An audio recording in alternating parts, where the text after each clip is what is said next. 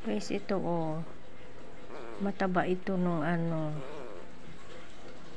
Para siyang may hika oh. Ito yung pinapadidi ko nung ano. Yung bagong panganak lang. Ito ano na siya. Okay na siya, nakakadidi na siya sa nanay niya. Yan. Parang ano lagi ang mukha oh. Basang-basa ng ano oh. Oh. Tapos ito dalawa healthy to. Ito mataba siya dati, healthy. Tapos nung naging ganito to, siguro may hika ba talaga ang aso? Oh. Ito yung ilang araw na yung isang ano palang inino ko to.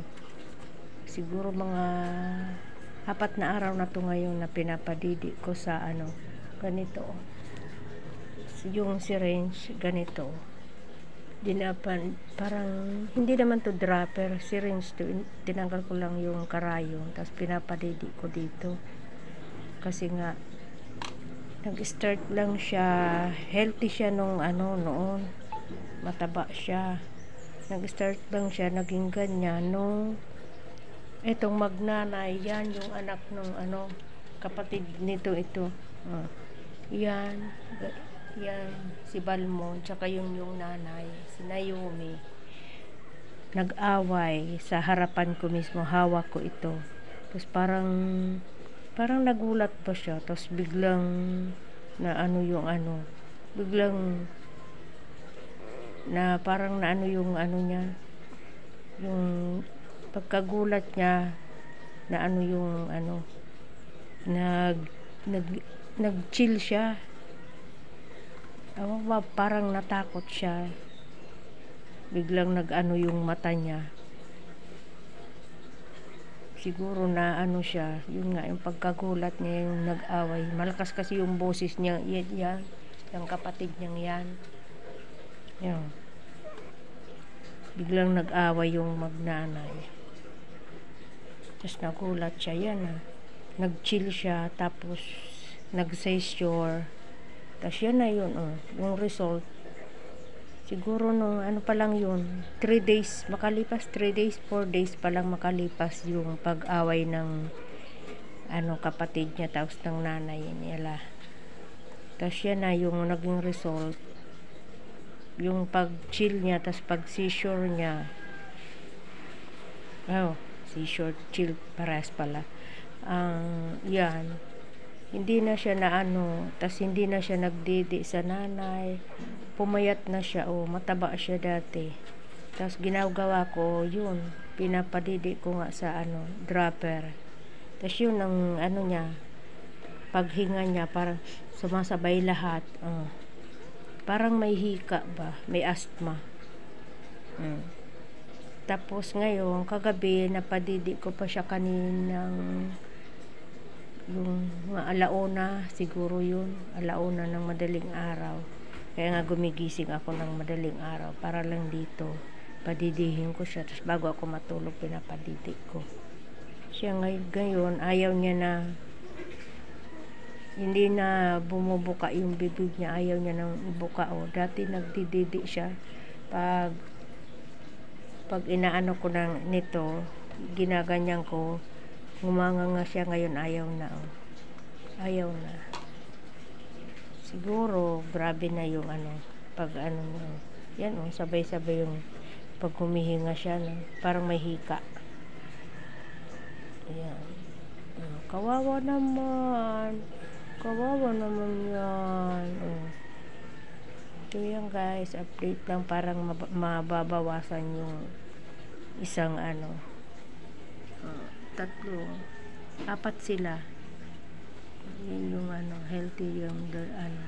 Yun yung isa, yun talaga yung pagkapanganak hindi nakadede. Ito yung isa, yun yung ilang araw pa lang pinapadidi ko to. Ngayon 1 buwan na siya, okay na siya. Medyo lumaki-laki na siya. Yan, okay na siya, maano na siya, maliksi na. So, ito naman ngayon yung isa. Wawa naman. Wala, parang naghihintay na lang siya. Oh. Yan po, update lang po sa aking mga poor babies. Mga pumpkins. Ayan siya. Ano? Butchog? Si Butchog ikaw? Tingnan ko nga. Ah, oo, si Butchog ikaw. Ayun pala si Takas yung isa. Yun yung si Takas. Si Liit. Kasi siya yung pinakamaliit, oh. Di ba, Butchog? Ah. Bye po. Ayan. Salamat. Patay na po yung isang anak niya. Yun po yung inano ko kahapon. Kahapon okay pa. Ay, hindi. Nung isang araw okay pa siya. Medyo lang. Siya po, patay na siya. Alis na Yumi. O, ang tanata. Gada na siya. Gada na. Patay na po siya. Wag na, day na Yumi. Day na. Ayaw na pang inaano niya pa yung anak niya. Pero patay na po yan. Wag na. Alis na dyan. Bawa man si Bait. Yan yung pong yung nag-away ito, tapos yung anak niya yung nandoon, oh. Parang nagulat lang siya, tapos nagsisure siya, ganyan. Tama na. Wala na. Patay na yan. Yan, ko po, ilibing na. Nagkaroon ako ng, ano ba tawag yan? Sa amin, dito sa amin, lapak. Kagamit ko po ng yan, bolo. Nilibing ko kasi yung dito.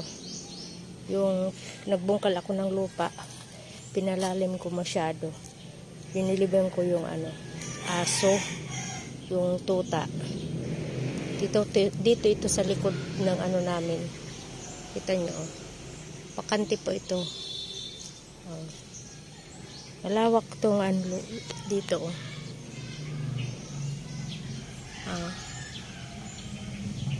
Dito ko siya sa likod. Likod to ng sa may taas to ng bahay namin. Ayun yung bahay namin, oh. Hindi pa nga ayos. So yan guys, salamat sa panonood. Kawawa naman. Yung parang nagkaroon lang, nag-seizure lang siya.